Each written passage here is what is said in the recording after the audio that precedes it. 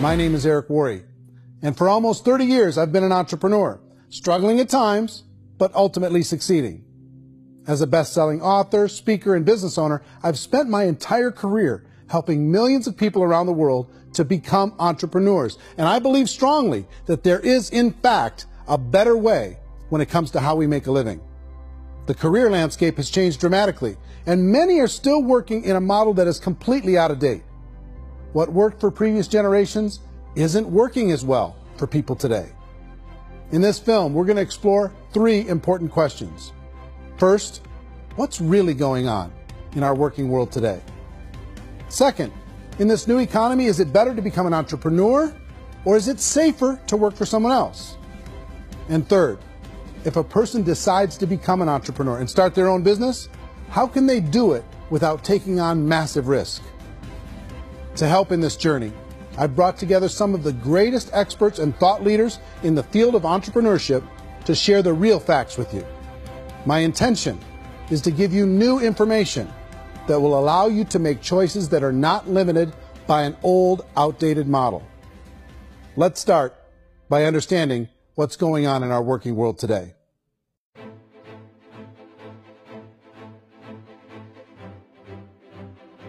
Let's look at unemployment. 30–40% of the people are honestly not working, but would be working.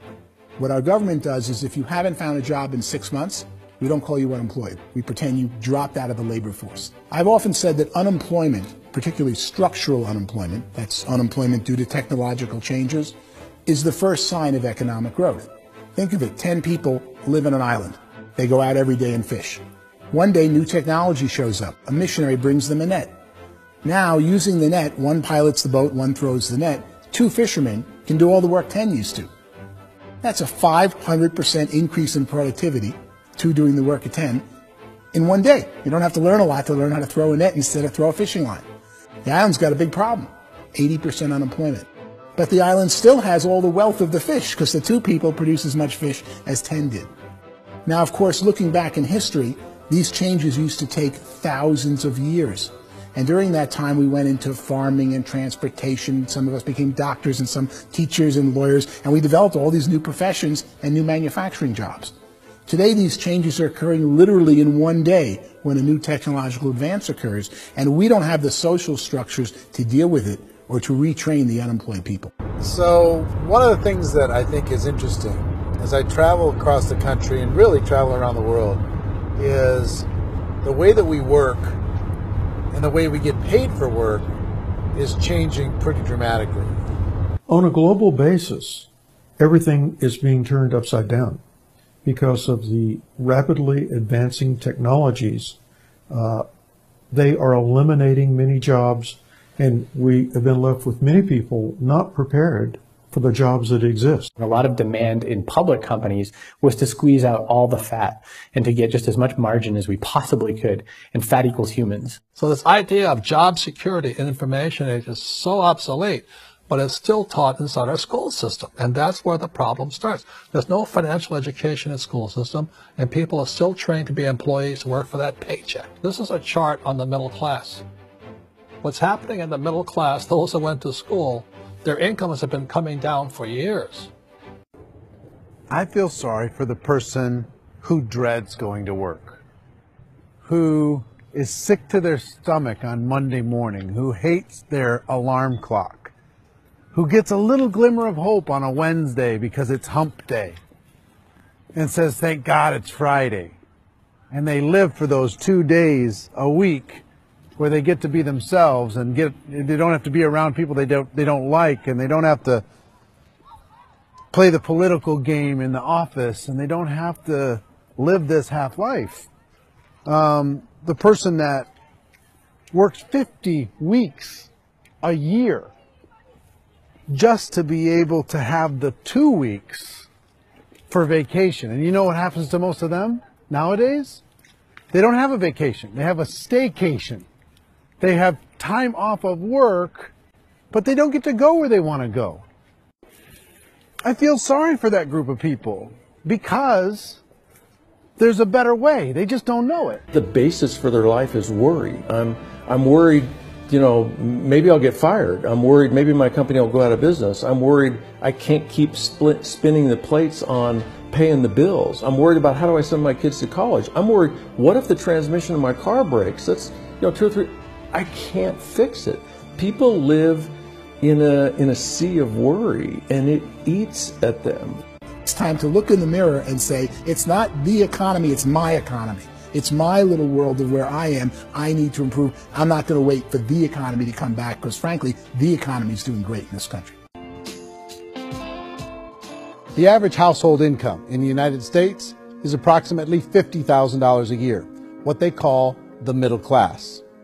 To reach the top 25% of income earners, you'd need to earn at least $90,000 a year. To reach the top 10% would be a household income of $140,000, the top 5%, $190,000, and to be in the top 1%, you'd need a combined household income of at least $380,000 a year. So here's the question. What do you think would give you the best chance to move up and get to the top 10%, the top 5%, the top 1% or beyond? In my opinion, and in the opinion of many, many experts, the answer is to become an entrepreneur, to become your own boss. The spirit of the entrepreneur is to be a risk taker and to be resourceful and unstoppable, and to have a vision of yourself beyond where you are and not willing to settle for life as it is. Think about the great entrepreneurs. They're visionary. They have heart. They're willing to do today what others won't so they can do tomorrow what others can't. Personally, I don't think of the new economy, the old economy. I create my own economy. The entrepreneur's in control. I decide what the economy is going to be like. In the world of entrepreneurship, there are no limits. You can make as much as you want, depending on how much you want to work and how smart you are and how great a team you put together. There's no more lifetime rewarding business than being an entrepreneur. Why in America, where anyone could be anything, would people want to give up their freedom and become effectively a modern-day slave, told shut up and be here every morning at 7:30, leave at 5:30, and do what I tell you? And most people say, I'd love to be my own boss. 70% of Americans would love to be their own boss, according to recent polls. But they don't know how to get there. Because what are you going to do? One, you could buy an existing business. If somebody's selling an existing business, you have to ask why. Usually because it's probably hard. It's probably not making as much money as they hope. Two, they could buy a franchise. A little less risk, proven system, but it's expensive to be able to do that. Three, they could start something from scratch. And that's where a lot of people feel like, I don't have the chops to do it. I don't have the money. I don't have the product idea. I don't have the expertise. I don't have whatever it's going to take to be able to get there. And I can't risk my family to do it. So, fourth, they could become an investor. A lot of people in this town invest to try and figure out a way, but you got to be pretty smart with that game too, right? People that start their own business, they spend a lot of money, they spend a lot of time, a lot of effort to get things started. And the more you invest on the upfront, the harder you typically work at it.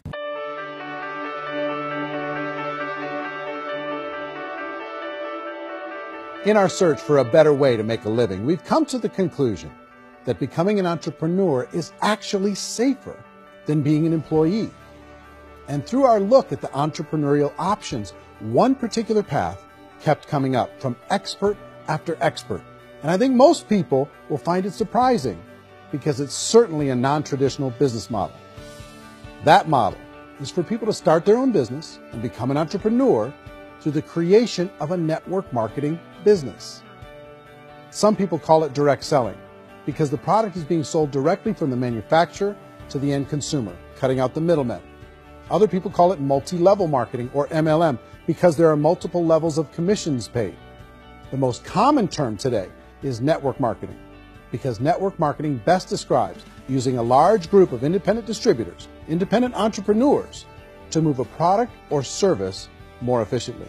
So my friend here, Donald Trump, and I, we always write about the network marketing industry. And the reason we support the network marketing industry is because it really is a business school for entrepreneurs. Because most people come out of school looking for a paycheck. Oh, that's terrible. I went to network marketing like that. I think if it didn't exist, we should invent it. It is that good. I think direct selling is a great way to do business today. It's very easy to get into that industry, and you can be self-employed, be, in effect, an entrepreneur. A traditional company will spend up to 50% of their total revenue on marketing. Network marketing companies use a different approach. Instead of having all that extensive marketing expense, they utilize a network of independent distributors to do the marketing for them.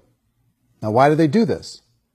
First, because word-of-mouth advertising is so much more effective today than traditional media advertising. Second, some products need to be explained or demonstrated, and an independent salesperson can do that more effectively than an ad campaign. Third, it's completely efficient. The company only pays for the marketing of their product if a sale happens and not before. Imagine if Amazon allowed you to become an independent distributor and paid out 40% of its revenue to that distributor group. All you had to do as a distributor was recommend a product, and if a person bought it on Amazon, Amazon would take care of all the logistics, and you'd get paid for bringing the customer. Now imagine you got paid for every purchase that customer made for the rest of their lives. Well, Amazon doesn't offer this option, but network marketing companies do. 85% of all buying decisions in our society are made as a result of word of mouth or reputation. We're recommending things to each other all the time. You know, who's your dentist? Who's your doctor? Who's your lawyer? What detergent, are you using? What legal system are you using? What product are you using? We're talking to each other about the things that we love anyway. When you go into a big box retailer, you're lucky if the clerk looks you in the eye, much less gives you any detailed or accurate information about what you're purchasing. So of course, this personal information, this education coming from a friend, a neighbor, a relative, or even a stranger, but one who has experience with the product is extraordinarily valuable. As a matter of fact, network marketing can educate consumers probably better than any other form of marketing. It certainly can do better than advertising, because advertising usually has a certain hype to it, and you can only get limited information. So, network marketing trumps advertising. The keys to network marketing is providing an opportunity for the masses to get involved, providing an opportunity for the average person who doesn't have the resources to start their own business. All of this so far is fairly straightforward, but network marketing offers another benefit, and it's this benefit that makes it so interesting for entrepreneurs. Network marketing allows a distributor to build their own network of other distributors and then compensates them on the sales created by that entire group. Direct selling is, at its base, very simple. It's the sale of a product or service to an individual on a face-to-face, one-on-one basis, just the way we're talking right now. But there's an important element as well, and that's the offering in conjunction with that sale of product, the offering of an opportunity for someone to make something of themselves.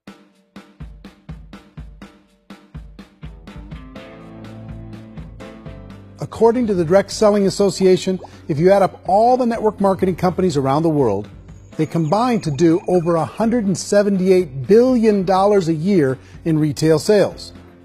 To give you an idea of how big that really is, the NFL, the National Football League, does approximately $9 billion a year.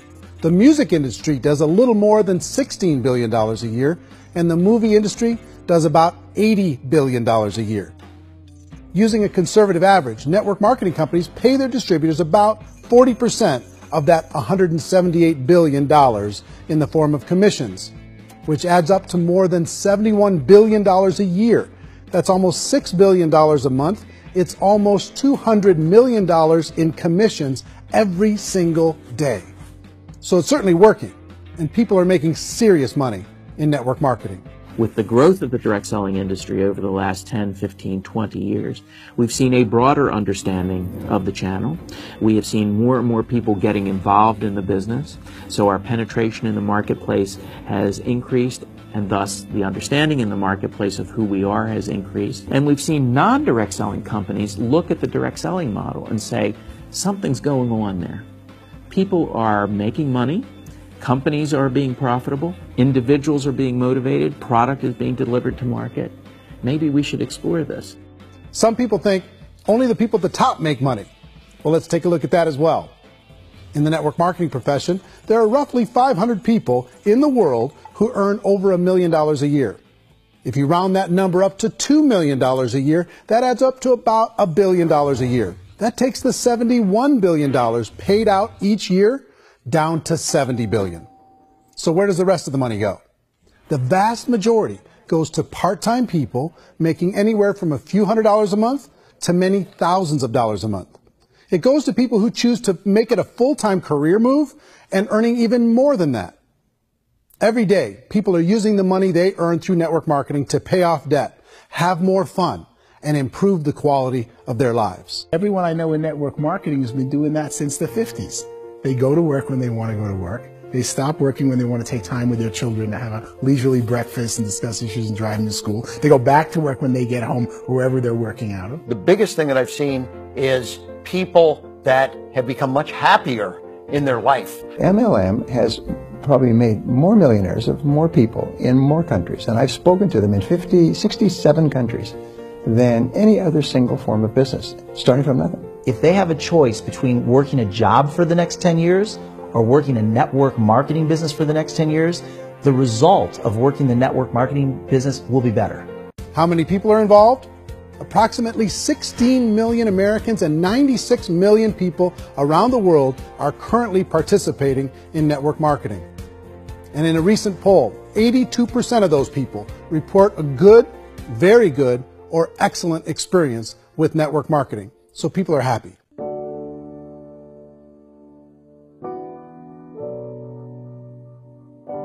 So I've taken a look at the network marketing profession and really tried to understand why so many people are confused as to the validity of this as a business.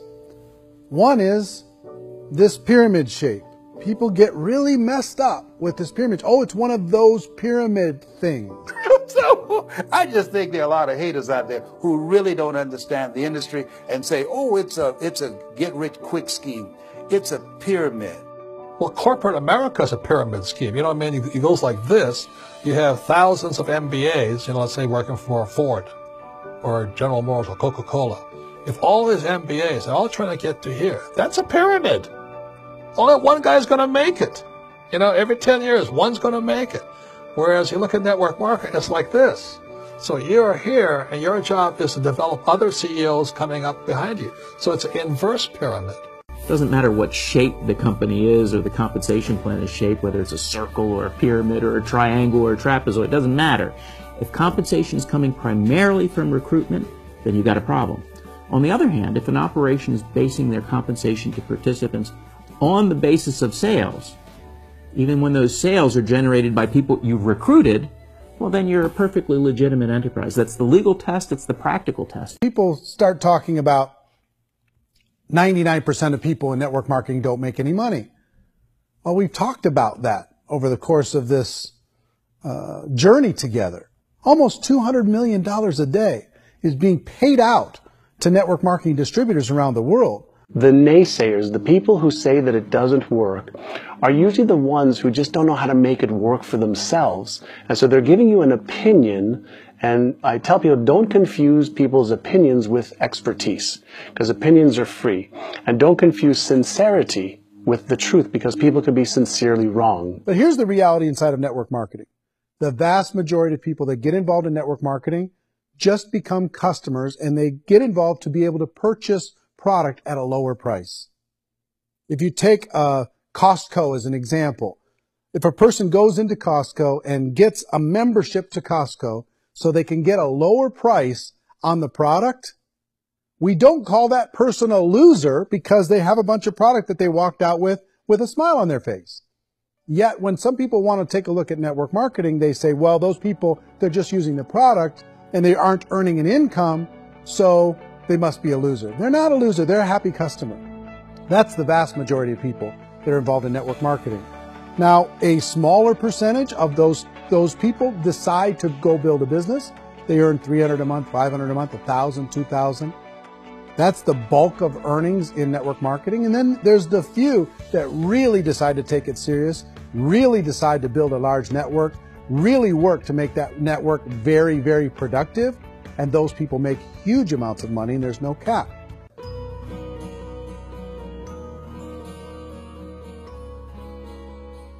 It's light years better for people starting today than it was even 5 years ago. I think it's more widely accepted now, and people understand it is a business. It is being an entrepreneur. It is being a business owner. Our belief system is based upon our evaluation of something, and frequently if we reevaluate a situation, our belief about that situation will change. The industry has changed and it's grown up. It's totally transformed. You've got young people today that have grown up with social media, and they understand networks. They understand how people are connected through technology, and they understand how money flows through those networks.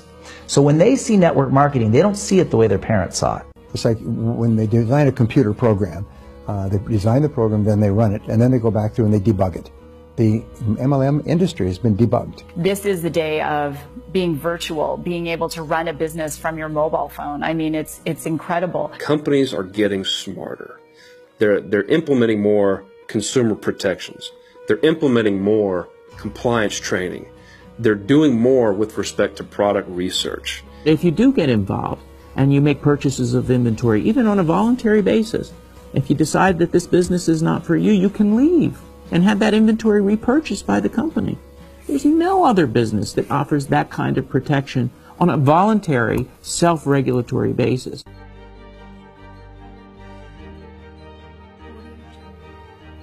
Life's too short to spend it living someone else's dream instead of your own.